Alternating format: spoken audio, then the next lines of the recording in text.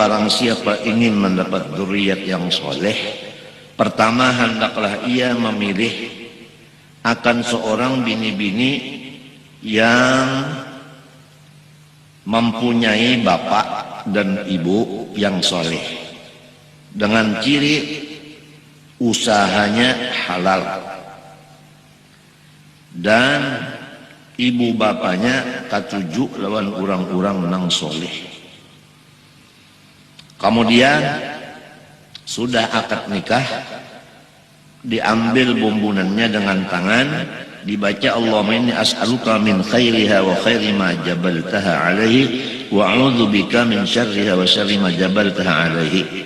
Lalu kalau hendak berkumpul, baca dulu suratul Ikhlas 3 kali, qul a'udzu birabbil falaq sekali, qul a'udzu binanas sekali, lalu bismillah Allahumma jamlina syaitan wa syaitan ma razaqtana. Kemudian memohon dengan hati kepada Allah, jika sekiranya dzurriyyat ini soleh maka jadikanlah, jika tidak jangan dijadikan. Itu penting. Kemudian banyak-banyak membaca doa, terutama sesudah sembahyang, Rabbi habli min ladunka dzurriyyatan thayyibatan innaka sami'ud du'a, dan Rabbana hab lana min azwajina wa dzurriyyatina qurrata a'yun waj'alna lil muttaqina imama. Dan apabila sudah lahir anak itu, maka hendaklah diadzankan di telinga kanannya, dikomatkan di telinga kirinya. Kemudian lalu diletakkan tangan kanan ke atas kepalanya, dibacakan surah Inna anzalnahu fi lailatul qadri sekurangnya sekali, kalau bisa 100 kali, supaya dipelihara dari segala kejahatan syaitan.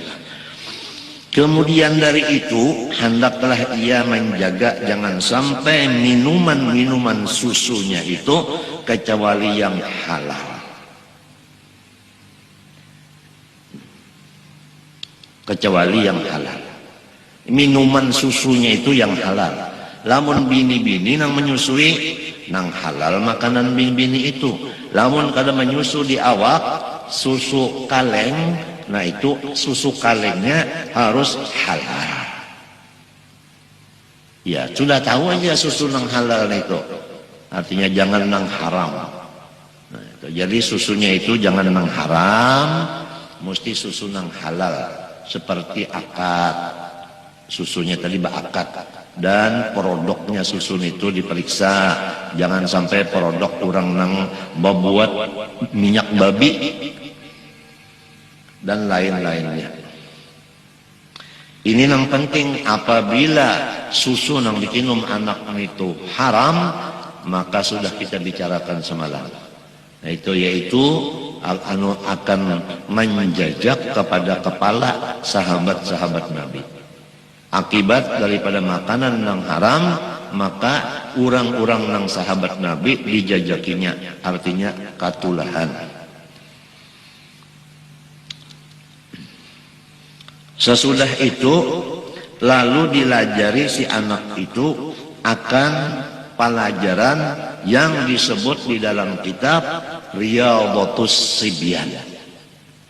Riyadhatus Sibyan itu dahulu ada kitab itu, ulun fotokopi, ulun bagi lawan guru-guru di Darussalamah Mangunjaya untuk dibacakan oleh murid-murid di Mangunjaya.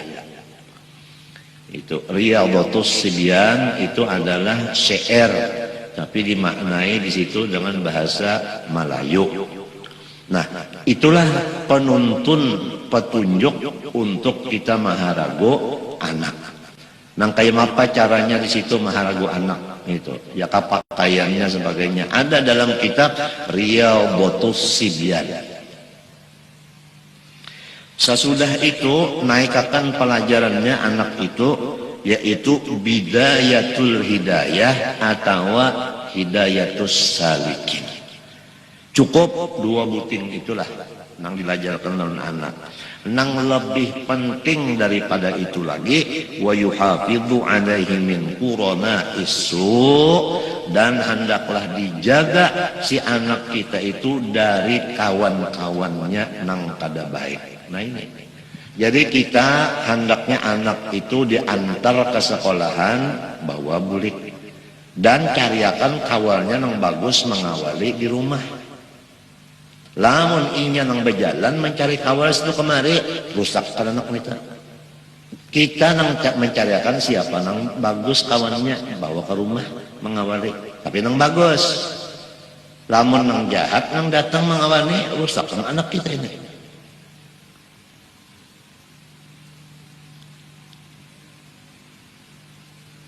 Nah ini yang lebih penting benar ini wa yuhafidhu alaihi min qurana isu. Qala sallallahu alaihi wasallam, ujar Nabi sallallahu al mar'u ala dini khalilih. Falyanzur ahadukum man yukhalil. Bermula siapa aja itu terpengaruh dengan kawannya.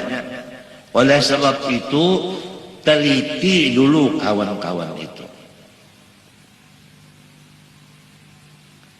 Memang kalau anak kita itu takawal orang nang ahli omong, jadi ahli omong juga. Lamun anak kita takawal orang nang bepandir nyaring, pelomanya itu langsung naik.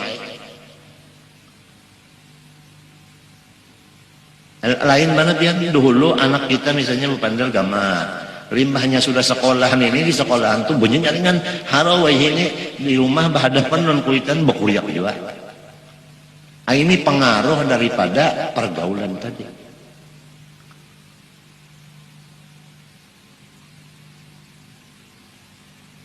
Pengaruh pergaulan tadi.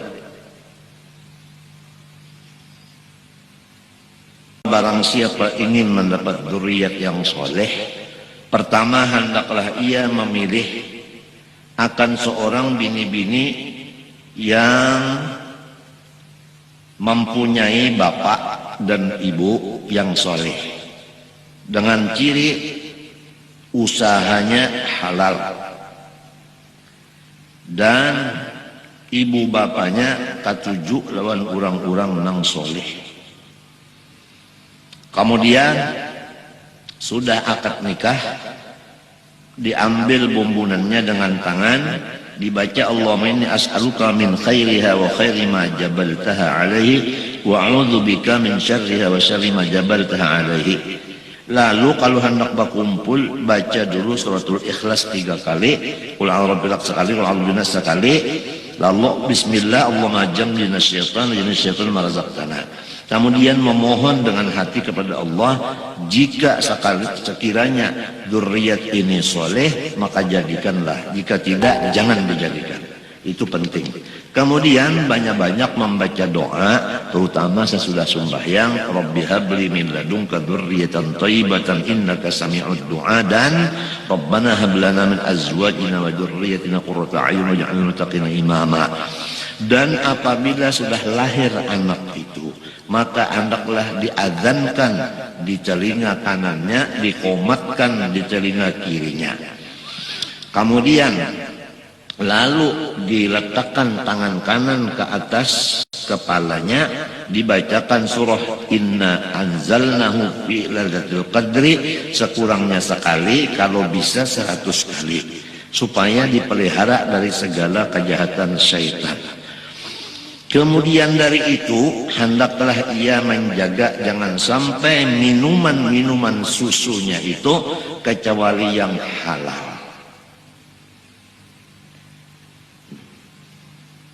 Kecuali yang halal. Minuman susunya itu yang halal.